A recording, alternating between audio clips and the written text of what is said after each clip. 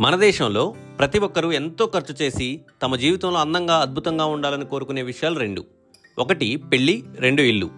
పెళ్లి ఒక్క రోజులో అయిపోయినా జీవితాంతం వరకు జ్ఞాపకాలను మిగులుస్తుంది. ఇల్లు తరతరాలకు మిగిలిపోయి అందరికీ ఒక జ్ఞాపకంలా మిగులుతుంది. ఇంత ఖర్చు పెట్టి చేసే ఈ పనుల్లో చిన్న మచ్చ వచ్చినా చాలా బాధగా ఉంటుంది. అందుకే అందరూ ఈ రెండు విషయాల్లో చాలా జాగ్రత్తలు తీసుకుంటారు. అయితే ఈ రోజుల్లో ఇల్లు పూర్తయ్యి పెయింటింగ్స్ కూడా కంప్లీట్ అయ్యాక గోడలపైన చిన్న చీమనెర్రల్ని గమనించి ఉంటారు.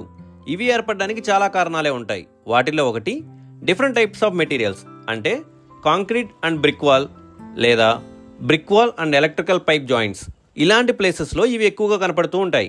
వీటి వల్ల స్ట్రక్చర్కి ఎటువంటి ప్రాబ్లం ఉండదు, కానీ ఇంటి అందం తగ్గినట్లుగా కనిపిస్తుంది. అందుకే ఇవి మన ఇంటి గోడల్లో కనపడకుండా ఉండాలి అంటే మనం ఫైబర్ మెష్ని యూజ్ చేయొచ్చు.